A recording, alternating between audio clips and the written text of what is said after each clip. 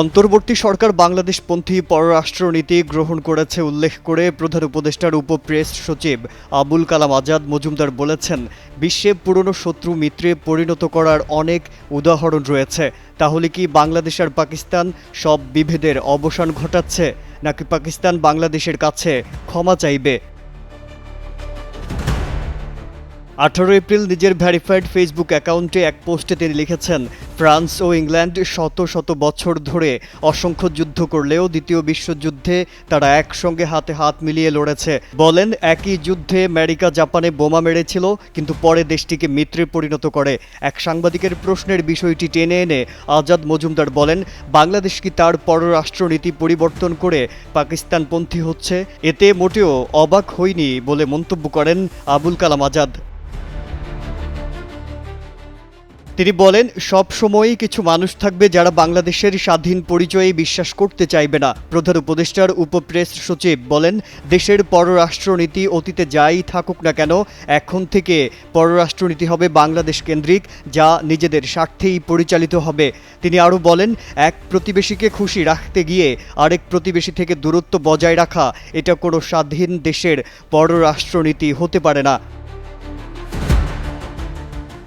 আবুল কালাম আজাদ বলেন, অন্তর্বর্তী সরকারের 24 ঘন্টার কম সময় লেগেছে পাকিস্তানের সফররত পররাষ্ট্র সচিব আমরা বালুচকে দুই দেশের মধ্যে অমীমাংসিত বিষয়গুলো স্মরণ করিয়ে দিতে এবং একই সঙ্গে পারস্পরিক সুবিধার জন্য একসঙ্গে কাজ করতে সম্মত হতে। তিনি বলেন, বাংলাদেশ পাকিস্তান সম্পর্কের ক্ষেত্রে একটি আবেগপ্রবণ সমস্যা হলো, বাংলাদেশ চায় 1971 সালে পাকিস্তানের সেনাবাহিনীর চালানো গণহত্যা এবং নৃশংসতার জন্য পাকিস্তান ক্ষমা প্রার্থনা করুক। বান্ডেল থাকলে প্রতি সেনমানিতে টাকা বাঁচবে। বিকাশ সেনমানি বান্ডেল কিনে জিতুন প্রতি লেনদেনে। তিনি আরও বলেন, এমনকি পাকিস্তানের সুশীল সমাজ, মিডিয়া এবং বুদ্ধিজীবীদের অনেকেই বিশ্বাস করেন যে এই ক্ষমা চাওয়াটা হবে সদিচ্ছা ও সৌজন্যের বহিঃপ্রকাশ। তবে পাকিস্তানের পররাষ্ট্র দপ্তর এবং সামরিক আমলাতন্ত্র সবসময়ই এ ধরনের ধারণার বিরোধিতা করেছিল এবং তাই কখনো আনুষ্ঠানিকভাবে ক্ষমা চায়নি পাকিস্তান। উপপ্রেস সচিব বলেন, বাংলাদেশ পাকিস্তানের সঙ্গে সম্পদ বিভাজনের বিষয়টিও জোরালোভাবে উত্থাপন করেছে, যা অতীতের সরকারগুলোর কাছে এক প্রকার ভুলে যাওয়া বিষয় ছিল, কারণ তারা আলোচনা নয় বিচ্ছিন্নতাকেই বেশি প্রাধান্য দিয়েছিল। তিনি বলেন, একটি হিসেব অনুযায়ী 1974 সাল পর্যন্ত বাংলাদেশ কমপক্ষে $4.32 বিলিয়ন মার্কিন ডলারের দাবি করতে পারে। প্রায় 200 মিলিয়ন মার্কিন ডলারেরও আরও একটি দাবি আছে। 1970 সালের নভেম্বরে তৎকালীন পূর্ব পাকিস্তানের ঘূর্ণিঝড় দুর্গতদের জন্য বিভিন্ন বিদেশি দেশ ও সংস্থা অনুদান হিসেবে এই অর্থ দিয়েছিল।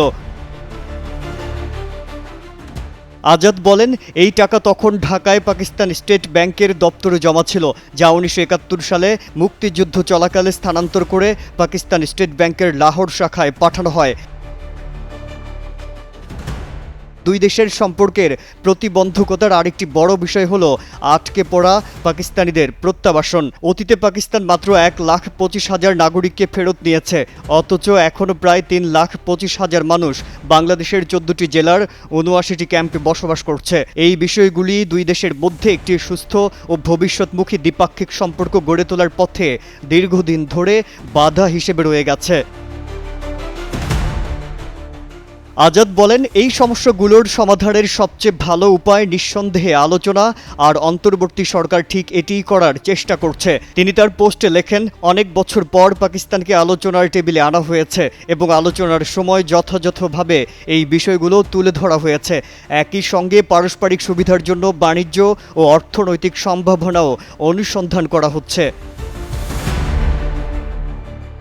উপপ্রেস সচিব স্মরণ করিয়ে দেন, প্রধান উপদেষ্টা অধ্যাপক ডক্টর মোহাম্মদ ইউনূস চলতি বছরের শুরুতে মিশরে পাকিস্তানের প্রধানমন্ত্রী শেহবাজ শরীফের সঙ্গে বৈঠকে দ্বিপাক্ষিক অমীমাংসিত বিষয়গুলো সমাধানের প্রয়োজনীয়তার কথা উল্লেখ করেছিলেন এবং বৃহস্পতিবার রাষ্ট্রীয় অতিথি ভবন যমুনায় আমরা বালুচের সঙ্গে বৈঠকের সময় তিনি আবারও সেই আহ্বান পুনর্ব্যক্ত করেছেন। মাজহারুল আলম, কালের কণ্ঠ।